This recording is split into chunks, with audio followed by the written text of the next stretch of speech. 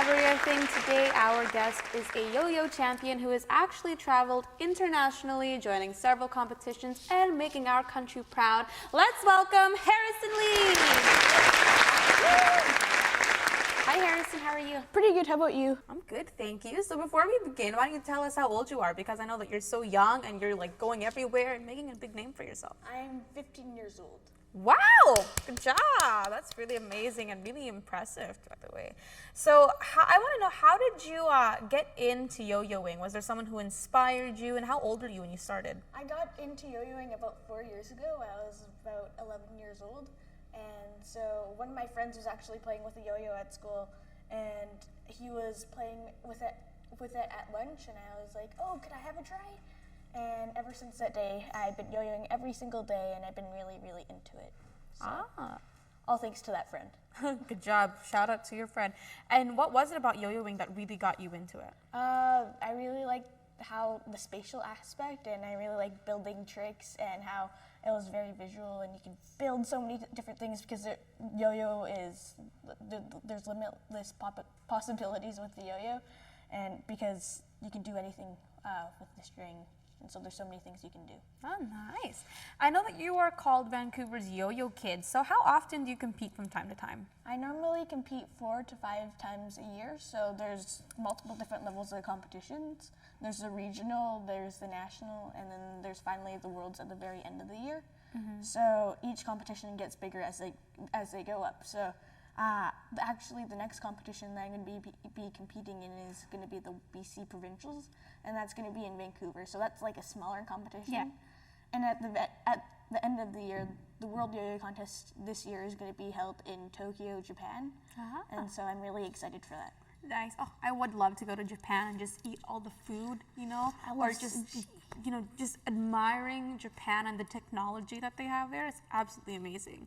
You were talking about the World Yo-Yo competition, and I know that last year you competed in Prague. Well, first of all, congratulations for actually making it to the World Championship. That's amazing. Can you tell us more about your experience competing in Prague? Competing in Prague was amazing. Mm-hmm. I got to meet all my friends I've met in the past at previous World Yo-Yo contests, and it was really awesome meeting up with them again, because I only get to see them once a year at the World Yo-Yo contest, especially with my friends in, say, like Iceland or Thailand in Japan. So it was really awesome meeting up with them again.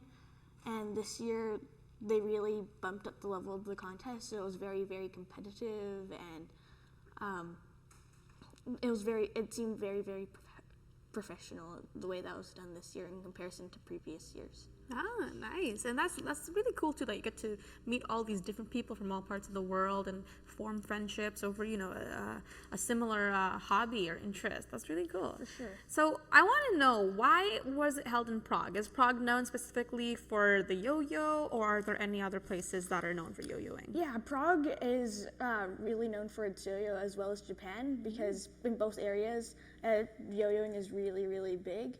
Yeah. There's even yo-yo stores in Prague, which sell yo-yos, and it's really, really big in Prague. And also because of the head corporation, the International Yo-Yo Federation, and so they organize all the big yo-yo contests. And so it's a joint. The heads of the International Yo-Yo Federation are from Prague and Japan.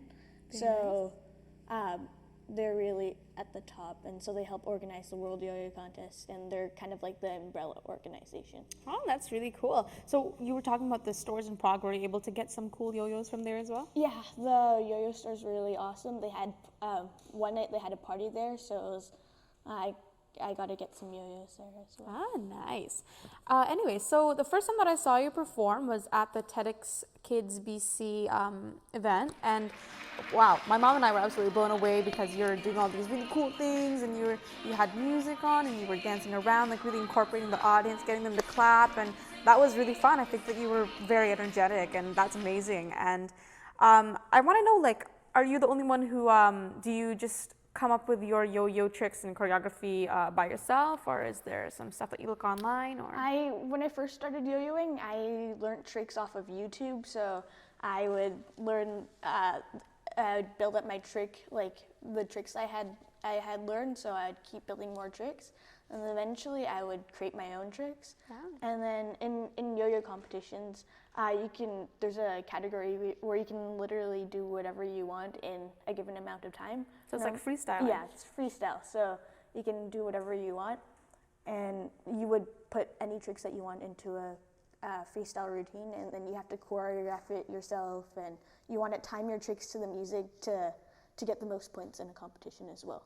Nice. It's like rap battles, but with yo-yos. Yeah. Pretty cool, pretty cool. So how has yo-yoing changed your life? I can see that you're very into it. It's like your pride and joy and love, you know? Yo-yoing has really changed my life. It has opened so many doors. I get to go to yo-yo competitions. I get to appear on TV and radio. I get to be here on everiathing. I get to do so many things because of the yo-yo, and I'm really grateful for that. Yeah, and it's not easy too, because I remember when I was a kid, I tried to do the yo-yo. I couldn't even get it to come back to me. It just got stuck there. I'm like, okay, but that's amazing, especially after what all you can do. Like, that's really good. That's really cool. And when you see how visual it is on stage, right? It's crazy. So what is it about the yo-yo that you like as to, you know, other sports like ball games or soccer, things like that? What are the advantages of yo-yoing? Yo-yoing is very exercises your hand-eye coordination. So I think for yo-yoing, for me at least, is more of a mental sport, because you practice creating yo-yo tricks and you build yo-yo tricks. And for me also, yo-yoing is like a stress reliever. So if I'm bogged down in a lot of homework, I can take a break and yo-yo, and it'll de-stress me. Ah, very nice. It's like me and music. You just go to another place, right? Yeah, for so sure. let's say there's this group of kids who want to go into yo-yoing, but they're a little, you know, like, should I not? What would you say to them to convince them to start? I would say that it's a great sport, and they probably are very familiar with the dollar store yo-yo. They haven't seen one of the new modern competitive yo-yos yet. So I would suggest them starting off with a dollar store yo-yo and then go to a more advanced yo-yo. And their sites, the site that I started learning off of was called Yo-Yo Expert. So they had a whole bunch of tutorial videos, and you could buy yo-yos off of them as well. So that's really what helped me start with the yo-yo. And I think they would really like it too, because the way that yo-yo has changed, and they're probably not familiar with this at all. So. And I feel like it's an activity that just really makes you happy, you know? Like, it's fun, and you let loose, and like anyone can do it, whether you're like a really young kid or you're someone who's older, right? Totally. So how has your yo-yoing talent and experience helped you to inspire people around you? I think, especially with the yo-yo, it's my passion. So, and it's helped me open so many doors. So with other people, helping find your passion, and so if you get really good at your passion, it can open so many doors for you, and it can help you do so many different things. Huh? Yeah, that's a really good message. Just let it out, right? Yeah. You never know where things can take you. Like, imagine if you didn't start doing yo-yoing because of your friend, you might not have gone to Prague and had that amazing experience, right? Yeah. So that's really inspiring. And 10 years from now, where do you think the yo-yo is going to be in our society and the world and all? So the yo-yo community is starting to get really big right now.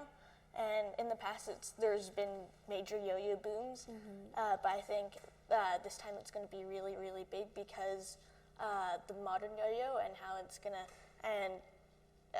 just gonna continue to get bigger and bigger. I can't see it getting any smaller anytime soon. Yeah, just keep on growing. Very positive. How do you think young people see the yo-yo right now, though? They're probably very familiar with the dollar store yo-yo, so they're unfamiliar with this kind of yo-yo. So I think once the yo-yo community starts to get bigger and bigger, they'll start to get familiar with this more advanced yo-yo, and they'll want to try it, because they can see you can do so many cool tricks with these new yo-yos here. Nice. So you're talking about the dollar store yo-yos, the more advanced yo-yos, and I know that you actually designed a yo-yo, right? Yeah, this one right here is the yo-yo that I designed. Oh, very cool. And so it incorporates a whole bunch of different features of yo-yos that I've liked into the past into one single yo-yo. So it's like the supreme yo-yo.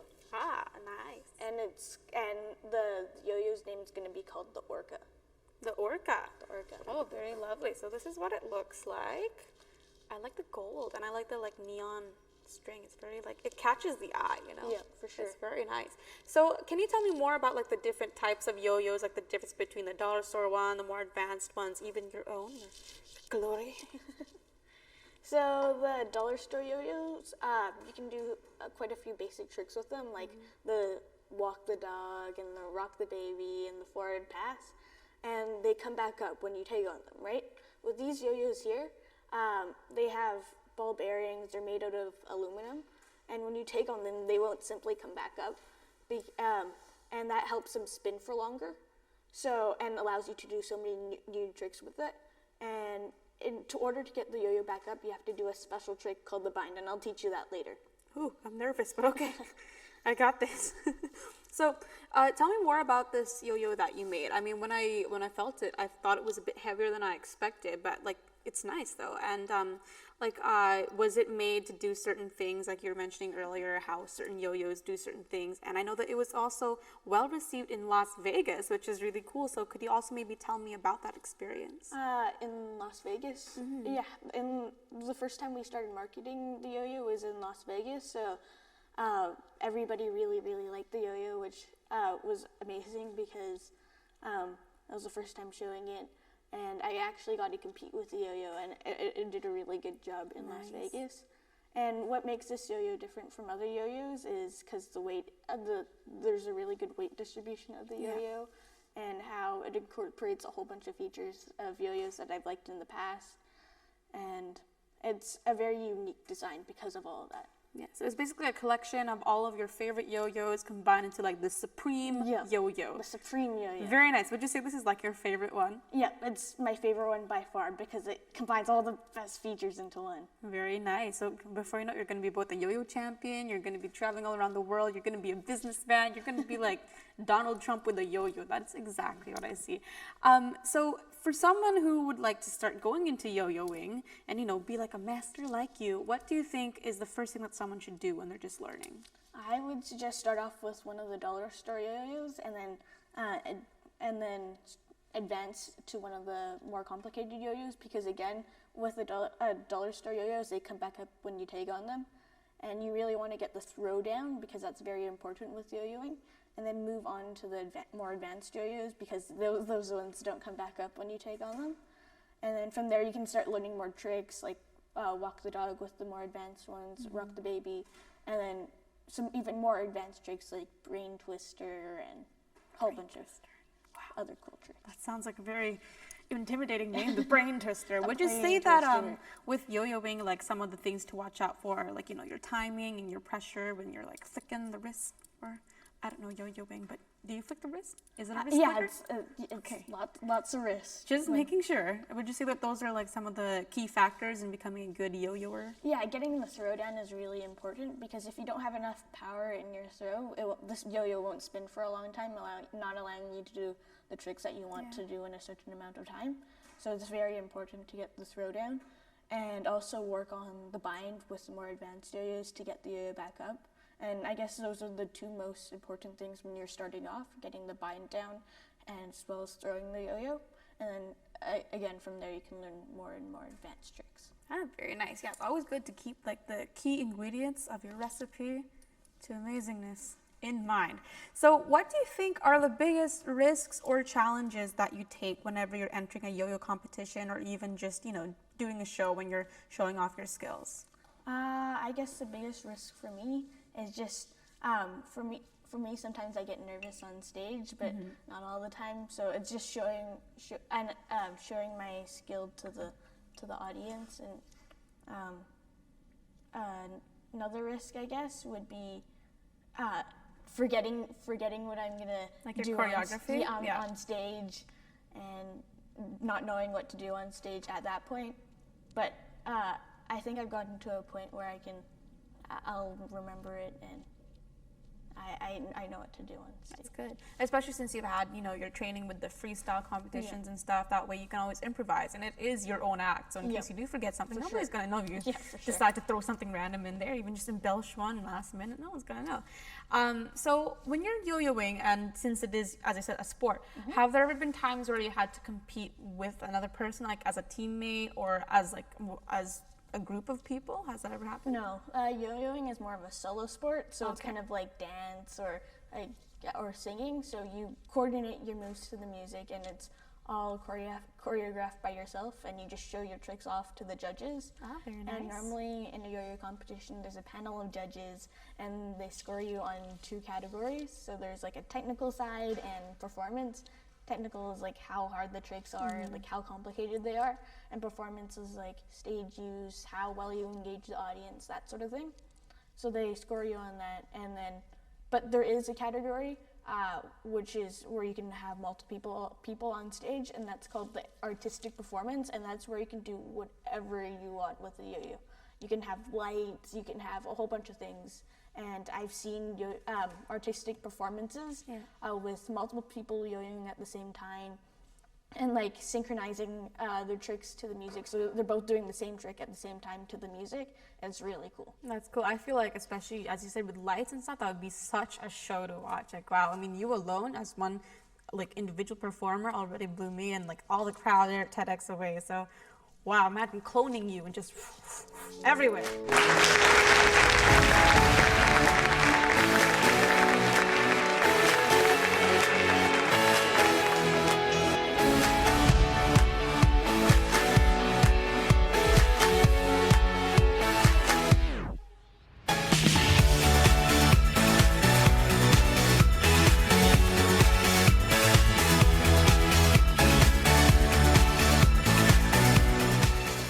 Everybody, so we're back with world champion yo-yo.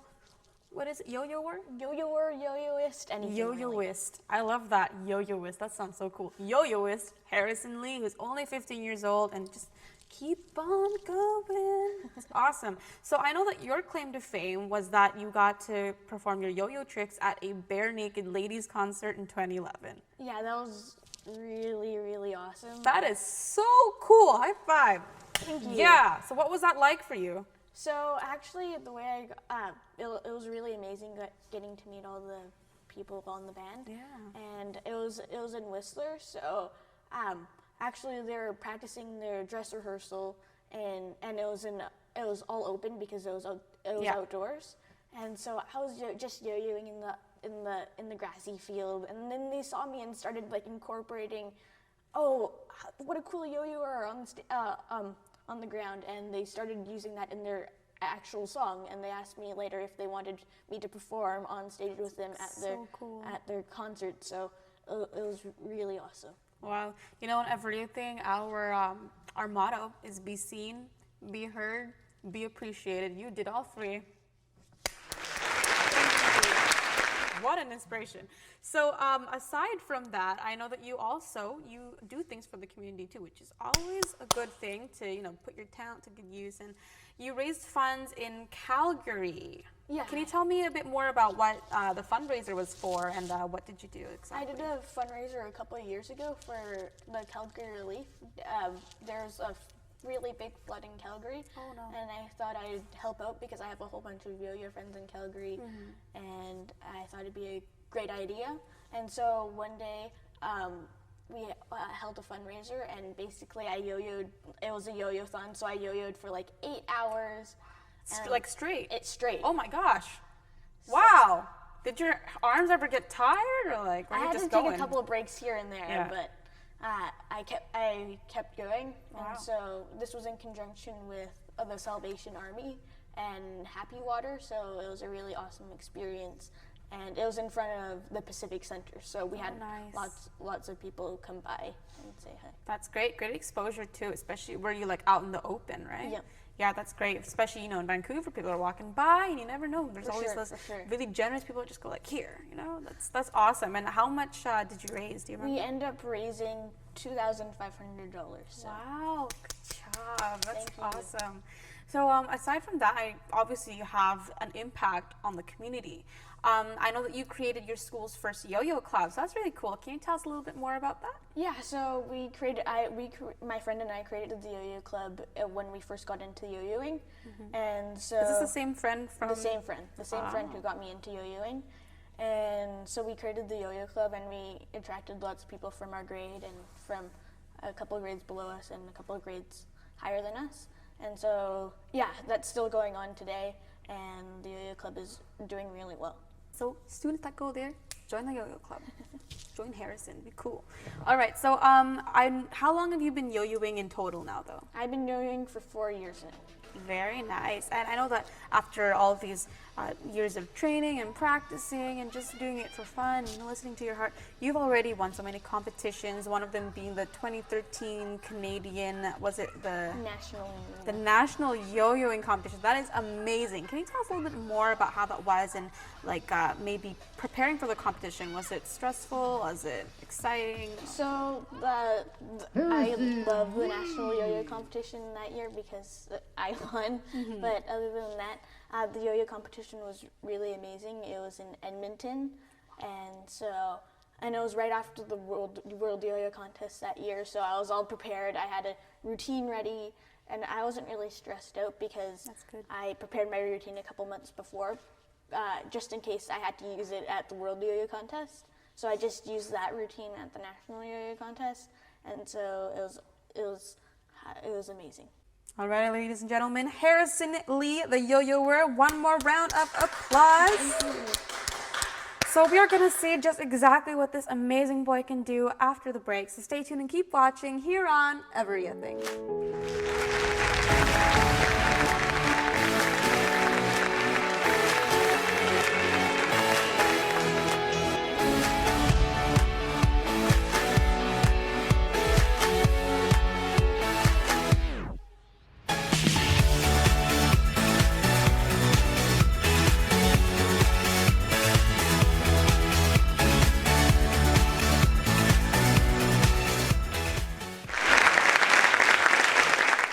Welcome back to Everiathing. As you can see, we have some amazing yo-yos set up before us. I really like the white one with the stud. You guys know me. I like my studs, my bling, right? But before we get on to learning about these, we have this thing on Everiathing called Quickfire. We have 10 questions for you, and I want you to say the very first thing that comes to your mind because you only have 40 seconds. Okay. Are you ready? I'm ready. All right. 3, 2, 1. Do you name your yo-yos? No, they already have a name. How many yo-yos do you own? I have over 100. Cotton candy or mini donuts? Cotton candy. Yo-yo you can't live without? The Orca. Favorite toy other than a yo-yo? Kendama, a Japanese toy. Okay, rice or noodles? Noodles. Chicken wings or chicken breast? Chicken wings. Favorite vacation place? Japan. Comb or hairbrush? Comb. Porsche or Lamborghini? Porsche. Ah, good choices. Whew. So you kind of got me stunned there about that favorite toy other than the yo-yo. What was that Japanese one called again? It's called the kendama, and that's a traditional Japanese toy, and so it's basically cup and ball, and so you try to catch the yo-yo, the kendama I think on I the got ball. one of those a long time ago when I was a kid. Yeah, I just didn't know what that was called. That's cool. Wow, I'm getting all nostalgic remembering. Oh, that's cool. All right, so I see you have a bunch of different yo-yos set up for us here. Yep. So can you tell me a little bit more about what each of them do and like what are their special tricks or maybe like how much they cost as well? Yeah. Okay, so yo-yos can cost anywhere from $20 to $150. Yeah, they can get really, really expensive. Wow, my wallet hurts. Okay. So yo-yos, all these yo-yos here are very, very similar. Actually, this one here is one of the dollar store yo-yos, so it's the one that comes up and down. And then these ones over here are more in the lower price range, and they're like the unresponsive yo-yos, and they're made out of plastic. And then it goes up to the more expensive yo-yos. Which are like these ones. Which are like these ones, yeah. Like, show me the money, honey. That kind of